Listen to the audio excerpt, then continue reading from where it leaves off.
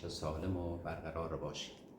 در این ویدیو قرار هست با هم ببینیم این دایره ساده چطور میتونه دنیای مثلثات را برای همیشه و در ذهنهای ما متحول کنه. تا آخر ویدیو لطفاً با من همراه باشید. یک دایره مثلثاتی و محورهای مختصات را رسم کردیم به طوری که مرکز دایره و مبنای مختصات بر هم منطبق هستند. ابتدا یک تعریف کلی از این دایره خدمتتون داشته باشم. این دایره تشکیل شده از 4 ناحیه، ناحیه اول، دوم، سوم، چهارم. نقطه شروع این دایره نقطه آ است. از نقطه آ در جهت خلاف عقربه های ساعت مثبت در نظر میگیریم و از نقطه آ به سمت یا در جهت عقربه های ساعت منفی در نظر میگیریم. میخواهیم در واقع در این دایره نسبت‌های مثلثاتی و رفتار آنها را در این 4 ناحیه بسنجیم که ببینیم این نسبت‌های مثلثاتی در این 4 ناحیه چگونه به دست میان و چه علامتی دارند و رفتار آنها را رصد بکنیم. این محور مختصات مبدأش که با مرکز دایره یکیست او مینامیم. سمت راست x های مثبت، سمت چپ x های منفی، او به بالا y های مثبت و به پایین y های منفی است و نقاط تقاطع دایره با محورهای مختصات را A، B، C و D مینامیم. میاییم مختصات این 4 نقطه را حساب میکنیم. یه توضیح خارج از گود من خدمتتون بدم. یه محور مختصات رسم میکنیم O، X، Y. یه نقطه P ما در نظر میگیریم اینجا. میخواییم مختصات این نقطه P ببینیم در محورهای مختصات چگونه به دست میاد. میاییم از این نقطه P عمود رسم میکنیم بر محور X ها و عمود رسم میکنیم بر محور Y ها. این مقدار OH میشه طول نقطه ما و این مقدار OH پریم میشه در واقع عرض نقطه ما. حالا فرض بفرمایید این نقطه روی محور X باشه، مثلا نقطه به نام A.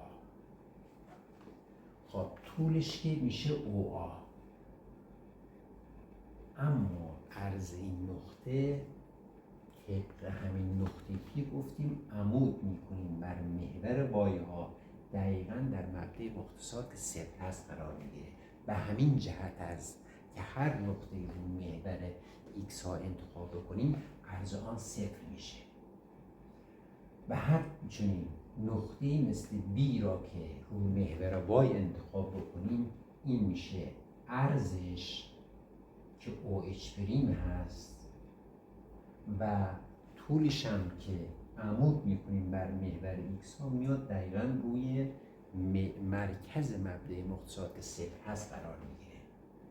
پس هر نقطه‌ای که روی محور X ها هست عرضش صفره و هر نقطه‌ای که روی محور Y ها هست طولش صفره.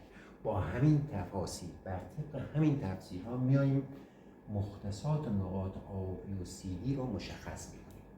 نقطه A و شعاع دایره را فرض میکنیم واحد هست، یک در نظر میگیریم. نقطه A طولش 1 هست و چون روی محور X ها واقع شده عرضش صفر. نقطه B چون روی محور Y ها قرار گرفته طول صفر، عرضش 1. و نقطه C روی محور x ها واقع شده، ولی x منفی، طولش -1، عرضش هم 0.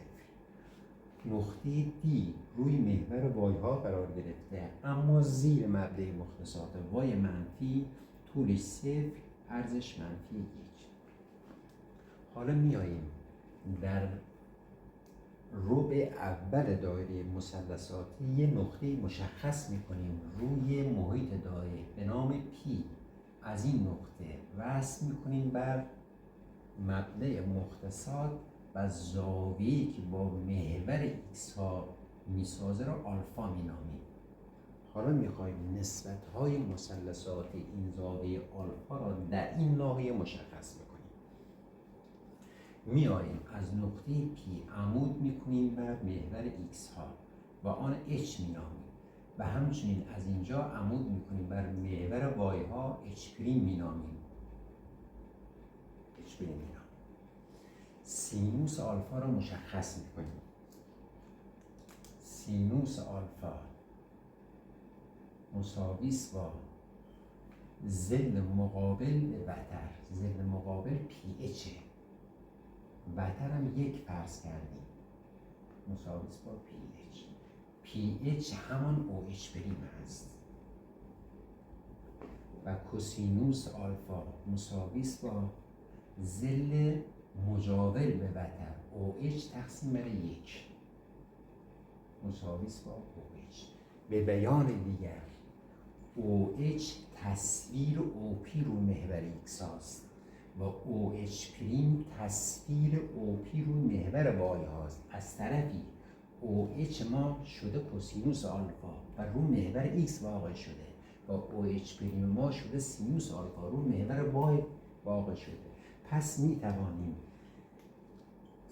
اینجوری بگیم که محور ایکس ما همون کوسینوس هست، کوسینوس مثبت، کوسینوس و محور وایه های ما همون سینوس هست، سینوس مثبت، سینوس منفی. هرچه ما پی را به سمت بی بیاریم او اچ بریم ما هم به او بی نزدیک میشه و هرچی پی را به سمت آ بیاریم پی اچ ما که همان سینوس ما هست یا او اچ بریم به 0 نزدیک میشه. پس در واقع او اچ ما و او اچ پریم ما که به ترتیب رو محور ایکس و رو محور وای ها قرار گرفته نمایانگر همون کوسینوس و سینوس ما هستن. خب حالا میاییم علامت سینوس و کوسینوس رو مشخص میکنیم. خب سینوس ما اینجا واقع شده، بالای مبدأ مختصات روی وای مثبت واقع شده، پس علامتش مثبت. و کوسینوس ما هم روی محور ایکس ها سمت راست مبدأ مختصات روی ایکس مثبت علامتش مثبته. و همچنین تانژانت و کوتانژانت، تانژانت آلفا و کوتانژانت آلفا، تانژانت از تقسیم سینوس بر کوسینوس مثبت در مثبت میشه مثبت و کوتانژانت از تقسیم کوسینوس بر سینوس مثبت در مثبت مثبت. پس در ناحیه اول مشخص کردیم که 4 نسبت مثلثاتی ما 4 تاشون مثبت هستن. حال نقطه پی را انتقال میدیم در ناحیه دوم مثلثات. اینها را پاک میکنم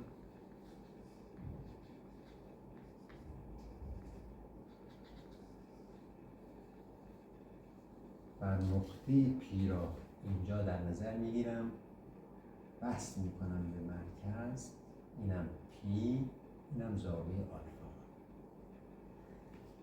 خب کار ما در ربع اول یا ناحیه اول دایره مثلثاتی ساده شد. تصویر اینه، قرار میدم رو محور وای ها او اچ بریم و تصویر این رو محور ایکس ها او اچ پریم شد سینوس آلفا. پس می نویسم سینوس آلفا مساوی است با او اچ پریم و کوسینوس آلفا مساوی است با او اچ. اما بیایم علامتش مشخص کنیم. OH بریم کجا واقع شده؟ بالای محور مختصات، مبدأ مختصات و وای مثبت، علامتش مثبت. اما کوسینوس در سمت چپ مبدأ مختصات واقع شده، روی ایکس منفی، پس علامتش منفی است. و به تبع تانژانت آلفا و کوتانژانت آلفا، تانژانت آلفا میشه سینوس تقسیم کوسینوس، مثبت در منفی، پس علامتش شد منفی. کوتانژانت میشه کوسینوس تقسیم سینوس، منفی در مثبت، علامتش شد منفی. علامت این 4 نسبت در ناحیه دوم مثلثاتی مشخص کردیم.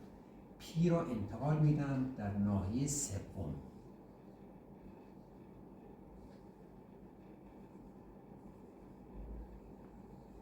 در ناحیه سوم نقطه پی را انتخاب میکنم، به مرکز وصل میکنم و تصویر اونها را رو محورها H پریم و محور X H نام. حالا سینوس آلفای ما در این ناحیه برابر است با OH پریم و کوسینوس آلفای من شده OH.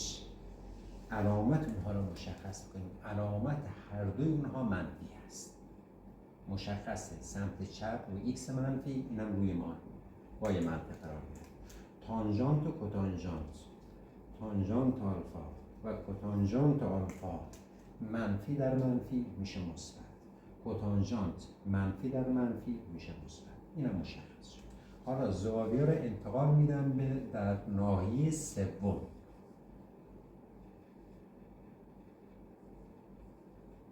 پی رو در ناحیه سوم میکشم، رسم میکنم این پی، وصل میکنم به مبدأ مختصات، اینم آلفای ما و تصویر اینها را مطابق با 3 ناحیه قبل رو محور ایکس ها H و این نقطه را رو محور وای ها H پریم قرار میدم و نسبت های مثلثاتی را می نویسم. سینوس آلفا برابر است با OH پریم، کوسینوس آلفا برابر است با OH. خب اما علامت آنها، علامت سینوس چون روی محور وای منفی قرار گرفته علامتش منفی، کوسینوس روی محور ایکس مثبت واقع شده، علامتش مثبت. و تانژانت و کوتانژانت، تانژانت آلفا و کوتانژانت آلفا، تانژانت میشه سینوس تقسیم کوسینوس، منفی در مثبت منفی. کوتانژانت میشه کوسینوس تقسیم سینوس، مثبت در منفی منفی. پس مشخص کردیم که در این 4 ناحیه دایره مثلثاتی سینوس، کوسینوس، تانژانت و کوتانژانت علامتشون چجوری است. در ناحیه اول هر 4 تا مثبت، در ناحیه دوم فقط سینوس مثبت، در ناحیه سوم تانژانت و کوتانژانت مثبت و در ناحیه چهارم فقط کوسینوس مثبت. خب اینا رو من پاک بکنم.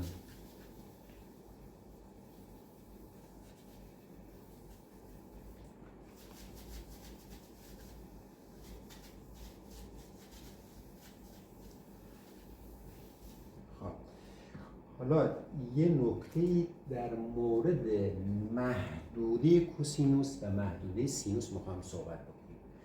محدوده سینوس، محدوده سینوس آلفا که روی محور وای ها قرار گرفته، ماکسیموم حالتش مثبت 1 و مینیموم حالتش منفی 1 و کوسینوس آلفا ماکسیموم حالتش مثبت 1 و مینیموم حالتش منفی 1. اینم مشخص کرد. حالا بیاییم نقاط A, B, C و D ببینیم رفتار نسبت‌های مثلثاتی چگونه است. بیایم سینوس آلفا را در نقطه A که 0 درجه است مشخص کنیم. سینوس 0 درجه برابر است با سینوس 0 درجه روی محور ایکس ها 0. کوسینوس 0 درجه روی محور ایکس ها مثبت 1 اینجا نوشتیم. نتیجه میگیریم. تانژانت آلفا، تانژانت میشه سینوس تقسیم بر کوسینوس، صفر تقسیم بر یک صفر. کوتانژانت آلفا یک تقسیم بر صفر. تعریف نشده. کوتانژانت تعریف نشده. بیایم اینجا 90 درجه. 90 درجه سینوس 90 درجه میشه یک. کوسینوس 90 درجه روی محور بایا کوسینوس کلا صفر است. تانژانت 90 درجه میشه سینوس تقسیم بر کوسینوس یک تقسیم بر صفر. تعریف نشده. مخرج کسر صفر باشه تعریف نشده.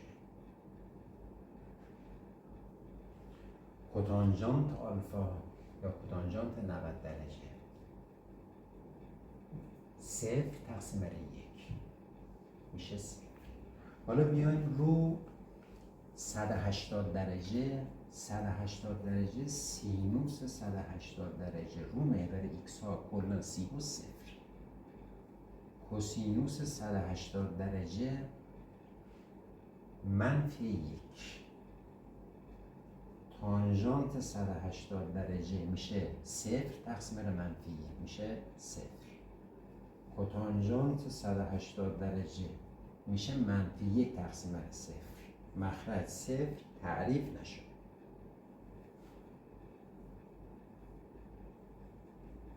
میایم 270 درجه. 270 درجه سینوس 270 درجه منفی یک. کوسینوس 270 درجه صفر. تانژانت 270 درجه میشه سینوس تقسیم بر کوسینوس منفی یک تقسیم بر صفر. تعریف نشده. مخرج که صفر تعریف نشده. و در آخر کوتانژانت 270 درجه میشه کوسینوس تقسیم بر سینوس صفر تقسیم بر منفی یک صفر. این مطالبی بود در دایره مثلثاتی که با زبان ساده خدمتتون عرض کردیم. امیدوارم از این ویدیو خوشتون اومده باشه. اگر خوشتون اومده ویدیوهای قبلی ما را ببینید. امیدوارم همیشه سالم و موفق باشید.